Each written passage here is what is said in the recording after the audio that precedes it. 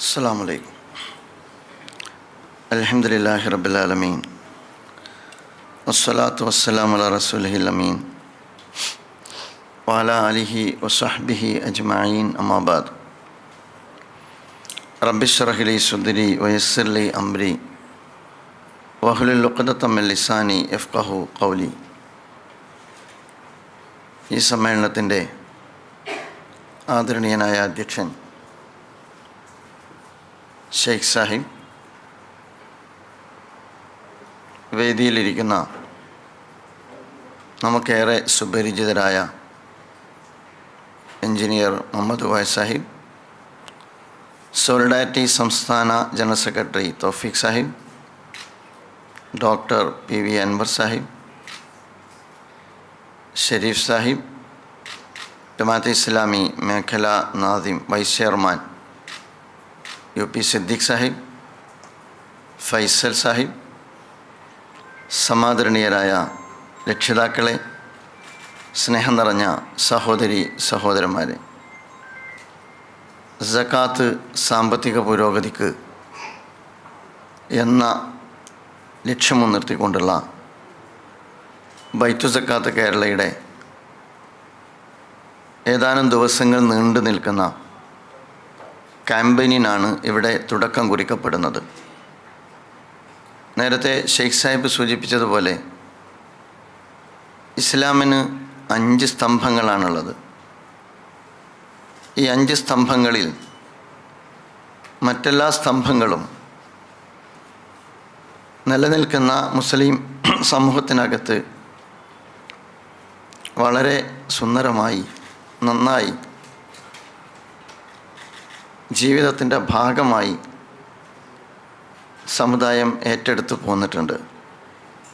നമസ്കാരത്തിൻ്റെ കാര്യത്തിൽ, നോമ്പിൻ്റെ കാര്യത്തിൽ, വിശുദ്ധ ഹജ്ജ് കർമ്മത്തിൻ്റെ കാര്യത്തിലെല്ലാം പൊതുവെ വീഴ്ച വരുത്താത്ത ഒരു സമുദായത്തെയാണ് നമുക്കിന്ന് കണ്ടെത്താൻ കഴിയുന്നത്.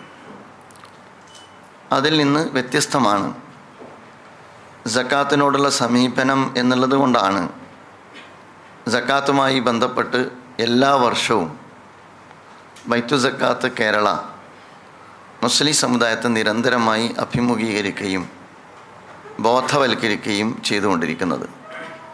അൽഹംദുലില്ലാ, ആ പരിശ്രമത്തിന് വലിയ ഫലമുണ്ട് എന്നാണ് ബൈത്തു സക്കാത്ത് കേരള വിലയിരുത്തുന്നത്. കഴിഞ്ഞ കാലങ്ങളിലുള്ള സമീപനമല്ല ഇക്കാലത്ത് സക്കാത്തിനോട് സമുദായം വെച്ച് പുലർത്തുന്നത്.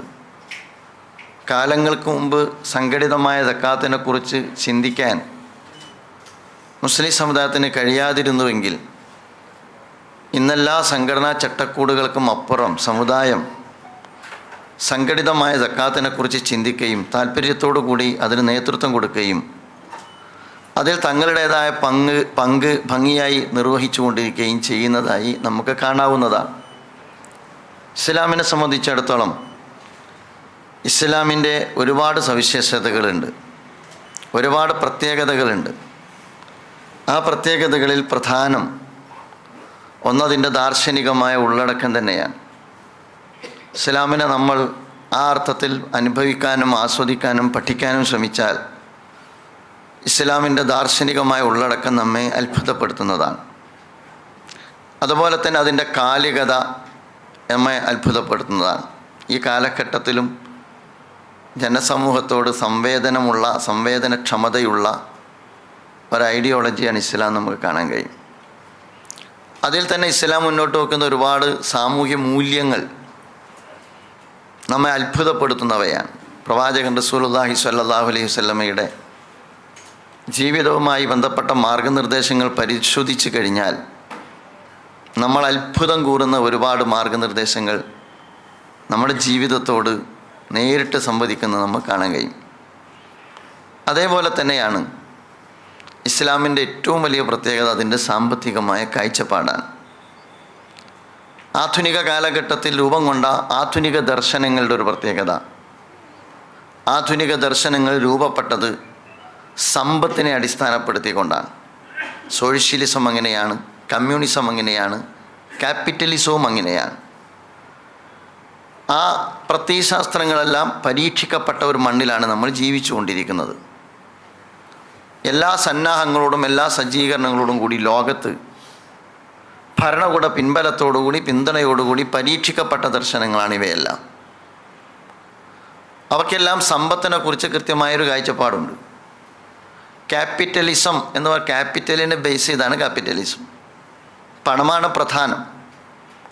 ആ പണത്തെ അടിസ്ഥാനപ്പെടുത്തിയിട്ടാണ് അതിൻ്റെ ജീവിത വീക്ഷണത്തെ അത് രൂപപ്പെടുത്തിയെടുത്തിട്ടുള്ളത്. പക്ഷേ പണവുമായി ബന്ധപ്പെട്ട് അതിൻ്റെ നിലപാടെന്ന് പറയുന്നത് സമ്പത്തിൽ മനുഷ്യന് അനിയന്ത്രിതമായ സ്വാതന്ത്ര്യം അനുവദിക്കുന്ന ദർശനമാണ്. എങ്ങനെയും പണമുണ്ടാക്കാം, എങ്ങനെയും ചെലവഴിക്കുന്നിടത്തോ സമ്പാദിക്കുന്നിടത്തോ വ്യക്തിയുടെ സ്വാതന്ത്ര്യത്തിന് യാതൊരു പരിമിതികളുമില്ലാത്ത, തടസ്സവും സൃഷ്ടിക്കാത്ത കാഴ്ചപ്പാടാണ് ക്യാപിറ്റലിസം മുന്നോട്ട് വെക്കുന്നത്. അതുകൊണ്ട് തന്നെ പലപ്പോഴും അതൊരു സിസ്റ്റത്തിൻ്റെ ഭാഗമായി വരുമ്പോൾ പലപ്പോഴും അത് സാമൂഹ്യ ചൂഷണത്തിൻ്റെ സംഘടിത ഉപാധിയായി മാറുന്ന കാഴ്ച നമ്മൾ ലോകത്ത് അനുഭവിച്ചതാണ്. അതിൻ്റെ ദുരിതം ഒരു രാജ്യത്തെ അടിസ്ഥാന ജനവിഭാഗങ്ങൾ അനുഭവിക്കേണ്ടി വരുന്ന കാഴ്ച ഇന്ന് നമ്മൾ അഭിമുഖീകരിച്ചുകൊണ്ടിരിക്കുന്നതാണ്. നമ്മുടെ നാട്ടിൽ രൂപപ്പെട്ടു വന്നുകൊണ്ടിരിക്കുന്ന ഏകപക്ഷീയമായ നിയമങ്ങൾ, നമ്മുടെ രാജ്യത്ത് ഇന്ന് രൂപപ്പെട്ടുകൊണ്ടിരിക്കുന്ന വിധ്വംസക ശക്തികളുടെ സ്പോൺസർഷിപ്പ്, നമ്മുടെ രാജ്യത്ത് ഇന്ന് സംഭവിച്ചുകൊണ്ടിരിക്കുന്ന ഒരുപാട് വംശീയമായ ആധിപത്യത്തിൻ്റെ പിന്നിലുള്ള സാമ്പത്തികമായ ഫണ്ടിങ്, ഇത്തരം കാര്യങ്ങളിലെല്ലാം ഈ അർത്ഥത്തിൽ പണാധിഷ്ഠിതമായ ഒരു വ്യവസ്ഥിതിയെ നയിക്കുന്ന കോർപ്പറേറ്റ് സംവിധാനങ്ങൾ ഉൾപ്പെടെ വഹിക്കുന്ന പങ്ക് വലുതാണ് എന്ന് നമുക്ക് കാണാൻ കഴിയും. മറ്റൊരു കാഴ്ചപ്പാട് പണവുമായി ബന്ധപ്പെട്ട് പരീക്ഷിക്കപ്പെട്ടത് തന്നെയാണ്. എല്ലാറ്റിൻ്റെയും ഉടമ സ്റ്റേറ്റാണ് എന്നുള്ളതാണ്. ഇതിൽ നിന്നെല്ലാം വ്യത്യസ്തമായി അൽ മാല് മാലുള്ള, സമ്പത്തിൻ്റെ ഉടമാവകാശം അള്ളാഹുവിനാണ് എന്ന സുന്ദരമായ കാഴ്ചപ്പാടാണ് വിശുദ്ധ ഖുർആൻ വെക്കുന്നത്. വാൻഫിക്കും ഇമ്മാറത്തക്കനാക്കും നേരത്തെ ഇവിടെ സൂചിപ്പിച്ചു. ഖുർആനിൽ ഒരുപാട് സ്ഥലങ്ങളിൽ അത് കാണുന്നുണ്ട്. നമ്മൾ പാരായണം ചെയ്യുമ്പോൾ നമ്മൾ അറിയാതെ എൻ്റെ സ്വത്ത് എന്ന് പറയാതിരിക്കാനുള്ള എല്ലാ അർത്ഥത്തിലുള്ള മാർഗനിർദ്ദേശം ഖുർആൻ നമുക്ക് നൽകുന്നുണ്ട്. വാൻഫിക്കും ഇമ്മാറത്തക്കനാക്കും എന്ന് ഒരിടത്ത് മാത്രമല്ല, ഒരുപാടിടത്ത് പറയുന്നുണ്ട്. നാം നൽകിയതിൽ നിന്ന് നിങ്ങൾ ചെലവഴിക്കുക എന്നാണ് വിശുദ്ധ ഖുർആൻ നമ്മോട് അടിക്കടി പറഞ്ഞുകൊണ്ടിരിക്കുന്നത്. അതിനെക്കുറിച്ച് വിശുദ്ധ ഖുർആൻ പറയുന്നത് വളരെ കൃത്യമായിട്ട് കൈലായക്കൂന ദൂലത്തൻ ബൈനൽ അഗ്നിയ ഇമിൻകും, യുദ്ധാനന്തര സ്വത്ത് വീതം വെക്കുന്നതുമായി ബന്ധപ്പെട്ട വിശുദ്ധ ഖുർആനിലെ സൂറത്ത് ഹശറിലെ ആയത്തിൻ്റെ വിശദാംശങ്ങൾ നമ്മൾ പരിശോധിച്ച് നോക്കിക്കഴിഞ്ഞാൽ ഇസ്ലാമിൻ്റെ സമ്പത്തിൻ്റെ വിതരണവുമായി ബന്ധപ്പെട്ട ഒരു താല്പര്യത്തെക്കുറിച്ച് ഖുർആൻ തന്നെ നമ്മോട് പറയുന്നത് സമ്പത്ത് സമ്പന്നർക്കിടയിൽ മാത്രം കളിക്കാതിരിക്കാൻ, സമ്പത്ത് ജനങ്ങൾക്കിടയിൽ, ജനസമൂഹങ്ങൾക്കിടയിൽ സമ്പത്ത് വ്യയം ചെയ്യപ്പെടാൻ വേണ്ടിയിട്ടാണ് അല്ലാഹു സുബ്ഹാനഹു വ തആല ഇത്തരത്തിലുള്ള നിയമങ്ങൾ നിർദ്ദേശിക്കുന്നത് എന്ന് വിശുദ്ധ ഖുർആൻ നമ്മൾ പഠിപ്പിക്കുന്നുണ്ട്. സമ്പത്തുമായി ബന്ധപ്പെട്ട് വളരെ ഉയർന്ന നിലപാടാണ് ഇസ്ലാമിൻ്റേത്. നമുക്കറിയാം, സക്കാത്തിലേക്ക് വരുന്നതിന് മുമ്പ് സാമ്പത്തിക ജീവിതവുമായി ബന്ധപ്പെട്ട എല്ലാ അപകടകരമായ പ്രവണതകളെയും ഇസ്ലാം വിലക്കുന്നുണ്ട്. പിശുക്കിനെ വിലക്കുന്നുണ്ട്, പലിശയെ വിലക്കുന്നുണ്ട്, ധൂർത്തനെ വിലക്കുന്നുണ്ട്, ദുർവ്യയത്തെ വിലക്കുന്നുണ്ട്. അപ്പോൾ വളരെ വിശുദ്ധമായ ഒരു സാമ്പത്തിക കാഴ്ചപ്പാട്, സുന്ദരമായ ഒരു സാമ്പത്തിക കാഴ്ചപ്പാട്. നമുക്കറിയാം, പലിശ ഇന്ന് നമ്മുടെ സമ്പദ്ഘടനയുടെ ആണിക്കല്ലാണ്. ഈ രാജ്യത്ത് ഒരുപക്ഷെ ഷെയ്ഖ് സാഹിബ് ഇവിടെ ഇരിക്കുന്നുണ്ട്. അദ്ദേഹത്തിന് മുമ്പിൽ വരുന്ന അപേക്ഷകളിൽ ഒരുപാട് കടബാധ്യതകളുടെ അപേക്ഷകൾ പരിശോധിച്ച് നോക്കിക്കഴിഞ്ഞാൽ നിലനിൽക്കുന്ന സമ്പദ്ഘടന സൃഷ്ടിച്ച സാമ്പത്തിക കുരുക്കിൽ അകപ്പെട്ട് അവസാനം ആത്മഹത്യയിലേക്ക് വഴിതേടിക്കൊണ്ടിരിക്കുന്ന നിരവധി ആളുകളുടെ അതിൽ നിന്ന് രക്ഷപ്പെടാനുള്ള അവസാനത്തെ ശ്രമത്തിൻ്റെ ഭാഗമായിട്ടാണ് നമ്മുടെ മുമ്പിലൊക്കെ പലപ്പോഴും അപേക്ഷകൾ വരാറുള്ളത്. കാരണം ആളുകൾക്ക് കൊടുത്തുകൊണ്ടിരിക്കുന്ന എല്ലാ സാമ്പത്തിക സഹായങ്ങളും ഇന്ന് പലിശയിലധിഷ്ഠിതമായി മാറുകയും അവസാനം ആ പലിശ അവൻ്റെ അടിയാധാരം വരെ കൈയാളുന്ന ഒരു സാഹചര്യം രൂപപ്പെടുത്തിയെടുക്കുകയും ചെയ്യുന്നു എന്നത് ഈ കാലഘട്ടത്തിൻ്റെ സമ്പദ്ഘടനയുടെ ഏറ്റവും അപകടകരമായ പ്രവണതയാണ്. അതിൻ്റെ ദുരിതം പേറുന്നത് ഈ ജനതയാണ്. അതുകൊണ്ടാണ് ഖുർആൻ പറഞ്ഞത് അഹല്ലല്ലാഹുൽ ബൈഅ വഹറമ റിബ എന്ന് അസന്നിഗ്ധമായി വിശുദ്ധ ഖുർആൻ നമ്മൾ പഠിപ്പിക്കുന്നുണ്ട്. ആ അർത്ഥത്തിൽ പലിശ നിഷിദ്ധമാണ്, കച്ചവടമാണ് നിങ്ങൾക്ക് അനുവദനീയമായത് എന്നുള്ളതാണ്. കച്ചവടം വേറെയാണ്, പലിശ വേറെയാണ്. സംസാരിക്കാനുള്ള സമയപരിമിതി കൊണ്ട് ഞാൻ അതിൻ്റെ വിശദീകരണത്തിലേക്ക് പോകുന്നില്ല. പിശുക്കിനെ കുറിച്ച് പറഞ്ഞു, അല്ലദീന ഇദാ അൻഫഖു ലയുസ്രിഫു വല യഖ്തുറു വകാന ബൈന ദാലിക ഖവാമ. ചെലവഴിക്കുന്ന ഘട്ടത്തിൽ അവർ പിശുക്ക് കാണിക്കൂല, അവർ ധൂർത്ത് കാണിക്കൂല. അതിനിടക്കാണ് അവർ ചെലവഴിക്കുക, അതിനിടക്ക് മധ്യമമായ നിലപാടാണ് അവർ സ്വീകരിക്കുക എന്ന് ഖുർആൻ പറയുന്നുണ്ട്. മൂന്നാമത് ഖുർആൻ പറയുന്നുണ്ട്, വലാ തുബസ്സിർ തബ്സീറ ഇന്നൽ മുബസ്സിരീന കാനൂ ഇഖ്വാന ശയാത്തീൻ. അവർ ധൂർത്തടിക്കുകയില്ല, അതോടൊപ്പം തന്നെ അവർ ദുർവ്യയം ചെയ്യുകയില്ല എന്നും വിശുദ്ധ ഖുർആൻ പറയുന്നുണ്ട്. അപ്പോൾ ഒരു സാമൂഹ്യ ജീവിതത്തിനകത്ത് ഏറ്റവും പ്രധാനപ്പെട്ട സമ്പത്തുമായി ബന്ധപ്പെട്ട് ആധുനിക ദർശനങ്ങൾ വരെ രൂപപ്പെടുകയും ആ ദർശനങ്ങളുടെ ഒരുപാട് ദുരിതം ഒരു ജനത അനുഭവിച്ചു കൊണ്ടിരിക്കുകയും ചെയ്യുന്ന ഘട്ടത്തിൽ അത്തരം ദുരിതപർവം പേറുന്ന ഒരു സാമൂഹ്യ ക്രമത്തിനകത്ത് അതിനെയൊക്കെ അതിജീവിക്കാൻ കഴിയുന്ന സംശുദ്ധമായ, പിശുക്കില്ലാത്ത, പലിശയില്ലാത്ത, ധൂർത്തില്ലാത്ത, ദുർവ്യയമില്ലാത്ത, മിതത്വം സാമ്പത്തിക രംഗത്ത് പാലിക്കുന്ന ഒരു സാമ്പത്തിക സംസ്കാരം കൂടിയാണ് ഇസ്ലാം മുന്നോട്ട് വെക്കുന്നത് എന്ന് നമുക്ക് കാണാവുന്നതാണ്. ഇതിൻ്റെ വളരെ പ്രധാനപ്പെട്ട അടിസ്ഥാനമാണ് സക്കാത്ത് എന്ന് നമ്മൾ മനസ്സിലാക്കണം. അപ്പോൾ സക്കാത്ത് എന്ന് പറയുന്നത് യഥാർത്ഥത്തിൽ സമ്പത്ത് ചെലവഴിക്കുന്നിടത്തും അതുപോലെ തന്നെ സമ്പാദിക്കുന്നിടത്തും വലിയ അടിസ്ഥാനം കൂടി ഖുർആൻ പറയുന്നുണ്ട്. അത് ഹലാലായിരിക്കണം എന്നുള്ളതാണ്. എൻ്റെ സമ്പാദ്യം ഹലാലായിരിക്കണം, എൻ്റെ ചെലവഴിക്കുന്നതും ഹലാലായിരിക്കണം. ഏതൊരു ദർശനമാണ് അങ്ങനെ പറയുക? എങ്ങനെയെങ്കിലും പണം ഉണ്ടാക്കുക എന്നുള്ളതല്ല, ഞാൻ ഹലാലായതാണ് ഉണ്ടാക്കേണ്ടത്, ഞാൻ ഹലാലായിട്ടാണ് ചെലവഴിക്കേണ്ടത് എന്ന് വിശുദ്ധ ഖുർആൻ പറയുന്നുണ്ട്. ആ ഹലാലായി ഞാൻ ഉണ്ടാക്കിയ, പിശുക്കില്ലാതെ ഞാൻ ഉണ്ടാക്കിയ ആ സമ്പത്തുമായി ബന്ധപ്പെട്ടിട്ടാണ് പിന്നീട് ഇസ്ലാം നമ്മെ പഠിപ്പിക്കുന്നത്, ആ സമ്പത്തിൽ നിനക്ക് 8 അവകാശികളുണ്ട് എന്ന്. അങ്ങനെ ഉണ്ടാക്കിയ ഹലാലായ സ്വഭാവത്തിൽ ഈ പറയുന്ന എല്ലാ ദൂഷ്യങ്ങളിൽ നിന്നും മാറി നിന്ന് സംശുദ്ധമായ സ്വഭാവത്തിൽ ഞാൻ ഉണ്ടാക്കിയ സമ്പത്തിനെ കുറിച്ച് വിശുദ്ധ ഖുർആൻ പറയുന്നു, അതിനകത്ത് 8 അവകാശികളുണ്ട് എന്ന്. അത് ഏറ്റവും കൂടുതൽ ഒരു സമൂഹത്തിൻ്റെ വളർച്ചയും പുരോഗതിയുമായി ബന്ധപ്പെട്ട ഏറ്റവും ഉജ്ജ്വലമായ ഒരു ആശയമാണ് സക്കാത്തിലൂടെ ഇസ്ലാം മുന്നോട്ട് വെക്കുന്നത് എന്ന് നമുക്ക് കാണാൻ കഴിയും. അതിൻ്റെ അവകാശികളെ നമ്മളെടുത്ത് പരിശോധിച്ച് നോക്കിയാൽ തന്നെ മനസ്സിലാക്കാൻ പറ്റും. ഇന്നമ സ്വദഖാത്തു ലിൽ ഫുഖറാഇ വൽ മസാകീന വൽ ആമിലീന അലൈഹാ വൽ മുഅല്ലഫതി ഖുലൂബുഹും വഫിർ റിഖാബി വൽ ഗാരിമീന വഫീ സബീലില്ലാഹി വബിനിസ് സബീൽ ഫരീളത്തും മിനല്ലാഹ് വല്ലാഹു അലീമുൻ ഹകീം. അല്ലാഹുവിൻ്റെ അടുക്കൽ നിന്നുള്ള നിർബന്ധമായ ബാധ്യതയാണ്. അതിൽ ആരെല്ലാം ഉണ്ട് എന്ന് ഖുർആൻ പറയുന്നുണ്ട്. മിസ്കീനുണ്ട്, ഫുഖറാ ഉണ്ട്, അതുപോലെ തന്നെ കടം കൊണ്ട് വലഞ്ഞവനുണ്ട്, യാത്രക്കാരുണ്ട്, അള്ളാഹുവിൻ്റെ മാർഗത്തിലുള്ള ചെലവഴിക്കലുണ്ട്, അടിമകളുടെ വിമോചനമുണ്ട്. സമൂഹത്തിൻ്റെ വ്യത്യസ്തമായ തലങ്ങളിൽ അടിസ്ഥാനപരമായ ആവശ്യങ്ങൾ പൂർത്തീകരിക്കപ്പെടാത്ത, ജീവിതത്തിൻ്റെ നാലറ്റം മുട്ടിക്കാൻ പ്രയാസപ്പെടുന്ന എല്ലാ ജനവിഭാഗത്തിനും യഥാർത്ഥത്തിൽ ഹലാലായ സ്വഭാവത്തിൽ സമ്പാദിച്ചിരിക്കുന്ന സമ്പാദകനെ സംബന്ധിച്ചിടത്തോളം അവൻ്റെ സമ്പത്തിൽ ഒരു വിഹിതം മറ്റുള്ളവൻ്റെ അവകാശമാണ് എന്ന് വിശുദ്ധ ഖുർആൻ വളരെ കൃത്യമായി നമ്മെ പഠിപ്പിക്കുന്നുണ്ട്. ഇന്നല്ലാഹ ഖദ് ഇഫ്തറ അലൈഹിം സ്വദഖത്തുൻ മിൻ അംവാലിഹിം തുഖദ് മിൻ അഗ്നിയാഹിം ഫതുറദ്ദു ഇലാ ഫുഖറാഇഹിം എന്ന് പ്രവാചകൻ റസൂലുള്ളാഹി സ്വല്ലല്ലാഹു അലൈഹി വസല്ലം നമ്മെ പഠിപ്പിക്കുന്നുണ്ട്. അപ്പോൾ ആ ഒരു അർത്ഥത്തിൽ സമ്പത്തിൽ നിശ്ചിത വിഹിതം മറ്റുള്ളവരുടെ 8 അവകാശികൾ നിർണയിച്ച് ആ നിശ്ചിത വിഹിതം അവർക്ക് അവരുടെ അവകാശമായി കൊടുക്കുക എന്ന് റസൂലുള്ളാഹി സ്വല്ലല്ലാഹു അലൈഹി വസല്ലമയും വിശുദ്ധ ഖുർആൻ നമ്മെ പഠിപ്പിക്കുകയാണ്. പ്രവാചകന്റെ സന്നിധിയിൽ ഇസ്ലാം ആശ്രയിച്ചുകൊണ്ട് ഒരാൾ കടന്നു വന്നുകൊണ്ട് പ്രവാചകനോട് ചോദിക്കുന്നുണ്ട്, പ്രവാചകരെ, എനിക്ക് സക്കാത്ത് വേണം, എനിക്ക് അങ്ങയുടെ സക്കാത്തിൽ ബൈത്തുൽ മാലിൽ നിന്ന് സക്കാത്ത് വേണം എന്ന് പറയുമ്പോൾ പ്രവാചകൻ സല്ലല്ലാഹു അലൈഹി വസല്ലം പറയുന്നുണ്ട്, അത് ഞാനല്ല തീരുമാനിച്ചത്, അല്ലാഹു സുബ്ഹാനഹു വ തആലയാണ്. അതുകൊണ്ട് സക്കാത്തുമായി ബന്ധപ്പെട്ട അല്ലാഹു സുബ്ഹാനഹു വ തആല നിശ്ചയിച്ചു തന്നിരിക്കുന്ന 8 അവകാശികളിൽ നീ പെടുന്നുവോ എങ്കിൽ നിനക്ക് ആ സക്കാത്ത് നൽകാൻ സന്നദ്ധമാണ്.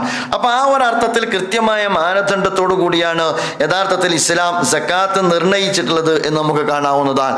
മാത്രമല്ല സക്കാത്തിൽ അത് പരിമിതപ്പെടുത്തിയിട്ടില്ല എന്നുകൂടി നമ്മൾ മനസ്സിലാക്കേണ്ടതുണ്ട്. നമ്മളെല്ലാവരും സക്കാത്ത് കൊടുത്തു. നേരത്തെ ഷെയ്ഖ് സാഹിബ് പറഞ്ഞ ഉദാഹരണം വളരെ കൃത്യമാണ്. ഇവിടെ നിന്ന് ഒരു മറി നമ്മൾ അങ്ങോട്ട് പോയാൽ അവിടെ ഒരു തീരദേശത്ത് ജീവിക്കുന്ന ഒരുപാട് മനുഷ്യരുണ്ട്. അവർക്ക് വീടുണ്ടോ അതോ ഇത് കുടിലാണോ എന്ന് നമുക്ക് വേർതിരിച്ച് കാണാൻ കഴിയാത്ത വിധം വളരെ ദുരിതം ബാധിച്ച് ജീവിക്കുന്ന ഒരു വലിയ ജനതയാണ്. അവിടെ നമ്മൾ പോയി കഴിഞ്ഞാൽ അടിസ്ഥാന ആവശ്യങ്ങൾ നിർവഹിക്കപ്പെടാത്ത ഒരുപാട് ആളുകളുണ്ട്. നമ്മൾ ഇവിടെയുള്ള ആളുകൾ മുഴുവൻ നമ്മുടെ സക്കാത്ത് കൊടുത്തതിന് ശേഷവും അവരുടെ അടിസ്ഥാന ആവശ്യങ്ങൾ പൂർത്തീകരിക്കപ്പെട്ടിട്ടില്ല എങ്കിൽ അല്ലാഹു സുബ്ഹാനഹു വ തആല നമ്മെ പഠിപ്പിക്കുന്നത്, ഇസ്ലാം നമുക്ക് നൽകുന്ന അധ്യാപനം എന്ന് പറയുന്നത് ഫീ അംവാലിഹിം ഹഖ്ഖുൽ ലിസാഇലി വൽ മഹ്റൂം.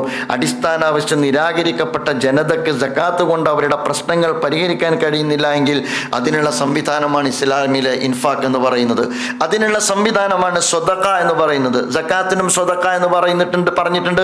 നമ്മൾ സക്കാത്ത് കൊടുത്തതിന് ശേഷവും നമ്മുടെ ചുറ്റും ജീവിക്കുന്ന ഒരു ജനവിഭാഗത്തിൻ്റെ ദുരിതക്കയത്തിൽ നിന്ന് അവരെ നമുക്ക് രക്ഷപ്പെടുത്താൻ കഴിഞ്ഞിട്ടില്ല എങ്കിൽ അവിടെ സക്കാത്ത് കഴിഞ്ഞതിന് ശേഷവും ഇസ്ലാമിൻ്റെ ഇൻഫാഖ് ഉൾപ്പെടെയുള്ള ഒരുപാട് കവാടങ്ങൾ, ഉദാരതയുടെ കവാടങ്ങൾ ഇസ്ലാം തുറന്നു വെച്ചിട്ടുണ്ട് എന്നതാണ് ഇസ്ലാമിൻ്റെ ഈ സക്കാത്ത് പദ്ധതിയെക്കുറിച്ച് നമ്മൾ സാമൂഹ്യക്ഷേമ പദ്ധതി എന്നുകൂടി പേര് വെക്കാനുള്ള കാരണം എന്ന് നമുക്ക് മനസ്സിലാക്കാവുന്നതാണ്. അപ്പോൾ സക്കാത്ത് എന്ന് പറയുന്നത് ഒരു വിഭാഗത്ത് ഒരു തലത്തിൽ ഒരു വ്യക്തിയെ സംബന്ധിച്ചിടത്തോളം അയാളുടെ ശുദ്ധീകരണത്തിൻ്റെ ഏറ്റവും വലിയ ഉപാധിയാണ് എന്നതോടൊപ്പം തന്നെ മറുഭാഗത്ത് സമൂഹത്തെ സംബന്ധിച്ചിടത്തോളം അത് സാമൂഹ്യ പുരോഗതിയുടെയും സാമൂഹ്യ വളർച്ചയുടെയും ഏറ്റവും പ്രധാനപ്പെട്ട ഘടകമാണ് എന്നുള്ളതാണ്. അതുകൊണ്ട് ഈ കാലഘട്ടത്തിൽ സക്കാത്തുമായി ബന്ധപ്പെട്ട വളരെ കൃത്യമായ എഡ്യൂക്കേഷൻ നമ്മൾ തുടർന്നും ഗ്രാസ് റൂട്ട് ലെവലിൽ, താഴെ തലത്തിൽ മഹല്ലുകൾ കേന്ദ്രീകരിച്ച സമുദായത്തെ പഠിപ്പിച്ചുകൊണ്ടേയിരിക്കേണ്ടതുണ്ട് എന്നാണ് ഞാൻ മനസ്സിലാക്കുന്നത്. എങ്കിൽ നമുക്കൊരു ജനതയെ എംപവർ ചെയ്തെടുക്കാൻ പറ്റും. സമകാലിക ഇന്ത്യൻ സാഹചര്യത്തിലെ മുസ്ലിം ജീവിതത്തിൻ്റെ അവസ്ഥകളെക്കുറിച്ച് ഞാൻ നിങ്ങളോട് ഒട്ടും വിശദീകരിക്കേണ്ടതായിട്ടില്ല. ആ ഒരു ജനത, ദാരിദ്ര്യത്തെക്കുറിച്ച് റസൂലുള്ളാഹി സ്വല്ലല്ലാഹു അലൈഹി വസല്ലം പഠിപ്പിക്കുന്നുണ്ട്. ദാരിദ്ര്യത്തിൽ നിന്ന് നിങ്ങൾ ശരണം തേടണം, കാരണം ദാരിദ്ര്യം കുഫറിലേക്ക് നയിക്കുമെന്ന് പ്രവാചകൻ സ്വല്ലല്ലാഹു അലൈഹി വസല്ലം നമ്മൾ പഠിപ്പിച്ചിട്ടുണ്ട്.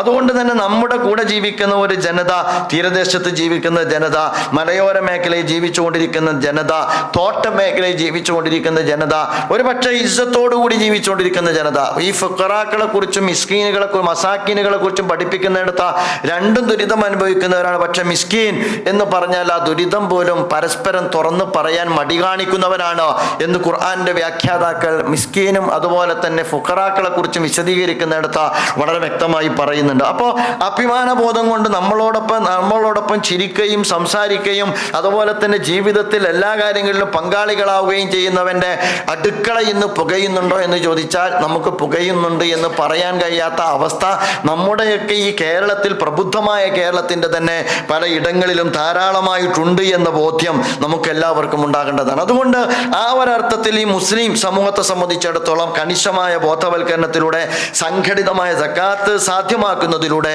ഈ കമ്മ്യൂണിറ്റിയെ എംപവർ ചെയ്യാൻ നമുക്ക് സാധ്യമാകുമെന്ന കാര്യത്തിൽ യാതൊരു സംശയവുമില്ല. അതിലേക്കുള്ള പ്രയാണമാണ് യഥാർത്ഥത്തിൽ ബൈത്തുൽ സക്കാത്ത് കേരള നിർവഹിച്ചുകൊണ്ടിരിക്കുന്നത്. അൽഹംദുലില്ലാഹ് ഓരോ വർഷവും ബൈത്തുൽ സക്കാത്ത് കേരളയുമായി ബന്ധപ്പെട്ട അതിൻ്റെ ബഡ്ജറ്റ് വർദ്ധിപ്പിക്കാൻ ബൈത്തുൽ സക്കാത്ത് കേരളക്ക് കഴിയുന്നുണ്ട്. എന്തുകൊണ്ടാണ് കഴിയുന്നത്? എല്ലാ സംഘടനാ കെട്ടുപാടുകൾക്കും അതീതമായി മുസ്ലിം സമുദായത്തിനകത്ത് ഈ സതുദ്യമത്തോട് സഹകരിക്കുവാനും സഹായിക്കാനുമുള്ള സന്മനസ്സ ഇന്ന് ശക്തിപ്പെട്ടു വരുന്നു എന്നുള്ളതാണ്. ആരാണ് ബൈത്തുൽ സക്കാത്തിന്റെ ഏറ്റവും വലിയ ഗുണഭോക്താക്കൾ എന്ന് ചോദിച്ചാൽ ഈ സമൂഹത്തിലെ ഈ അടിസ്ഥാന ആവശ്യം നിരാകരിക്കപ്പെട്ടവരാണ്. ആരാണ് ഈ ബൈത്തുൽ സക്കാത്തിൽ ദാതാക്കൾ എന്ന് ചോദിച്ചാൽ സമുദായത്തിന്റെ വ്യത്യസ്ത കോണിലുള്ള അതിന് സൗകര്യമുള്ള സമ്പന്നരായ എല്ലാ സംഘടനാ ചട്ടക്കൂടുകൾക്കും അപ്പുറം അതിനെ സഹായിക്കാൻ ആഗ്രഹിക്കുന്ന സുമനസ്സുകളാണ് എന്ന് അതിനെക്കുറിച്ച് പഠിക്കുന്ന സന്ദർഭത്തിൽ നമുക്ക് കണ്ടെത്താവുന്നതാണ്. അതുകൊണ്ട് തന്നെ ബോധവൽക്കരണം വളരെ പ്രധാനമാണ്. പല ആളുകൾക്കും അറിയില്ല. നമ്മൾ മനസ്സിലാക്കേണ്ടത് നമുക്കിതറിയും എന്നുള്ളത് ശരിയാണ്, പല ആളുകൾക്കും അറിയില്ല. അഖീമുസ്സലാത്ത എന്ന് പറയുന്ന അതേ ഖുർആൻ തന്നെ അഖീമുസ്സലാത്ത എന്ന് പറയുന്ന അതേ സ്വഭാവത്തിൽ തന്നെ നേരത്തെ ഇവിടെ സൂചിപ്പിച്ചതുപോലെ ആത്തുസ്സക്കാത്ത എന്ന് പറയുന്നുണ്ട് എന്നത് പലർക്കും അറിയില്ല. അതുകൊണ്ട് ഇത് വാജിബാണ്. അതുപോലെ തന്നെ എല്ലാ സമ്പന്നരും നിർവഹിക്കേണ്ടതാണ്. അതിന് കൃത്യമായ കണക്കുണ്ട്. അത് വാരിക്കോരി കൊടുക്കേണ്ടതല്ല, കണക്കില്ലാതെ കൊടുക്കേണ്ടതല്ല, കണക്ക് ക്ലിപ്തപ്പെടുത്തി കൊടുക്കേണ്ടതാണ്. അത് കൊടുക്കേണ്ടത് എല്ലാറ്റിലുമുണ്ട്. റിയൽ എസ്റ്റേറ്റിലുണ്ട്, അതുപോലെ തന്നെ റബ്ബറിലുണ്ട്, അതുപോലെ തന്നെ കൃഷിയിലുണ്ട്, ബിസിനസ്സിലുണ്ട്, കച്ചവടത്തിലുണ്ട്, വാഹനത്തിലുണ്ട്, എനിക്ക് വരുമാന മാർഗമായി ലഭിക്കുന്ന ശമ്പളത്തിലുണ്ട്. അങ്ങനെ ജീവിതത്തിൽ എനിക്ക് സമ്പാദ്യമായിട്ട് എൻ്റെ എല്ലാ സാമ്പത്തിക സോഴ്സുകൾ ഏതെല്ലാം ഉണ്ടോ ആ സാമ്പത്തിക സോഴ്സുകളെ എല്ലാം കൃത്യമായി നാം കണക്കാക്കിയിട്ടാണ് സക്കാത്ത് കൊടുക്കേണ്ടത് എന്ന ബോധം മുസ്ലിം സമുദായത്തിൽ എത്ര പെർസെൻറ്റേജിനുണ്ട് എന്ന് ചോദിച്ചാൽ വളരെ കുറഞ്ഞ പെർസെൻറ്റേജിൽ മാത്രമേ അതുള്ളൂ എന്നുള്ളതൊരു വസ്തുതയാണ്. നമ്മൾ പലപ്പോഴും പലരെയും സമീപിക്കുമ്പോഴാണ് അവർ തലയിൽ കൈവെക്കാറുള്ളത്. ഞാൻ കൊടുക്കാറുണ്ട്, റമദാന് കൊടുക്കാറുണ്ട്, നേരത്തെ ഇവിടെ പറഞ്ഞ പോലെ കണ്ടമാനം ദാനം ചെയ്യാറുണ്ട്. നിങ്ങൾക്ക് എത്രയാണ് സമ്പത്തുള്ളത്, നിങ്ങൾ അതിൻ്റെ കണക്കിൽ എത്രയാണ് കൊടുക്കേണ്ടത്?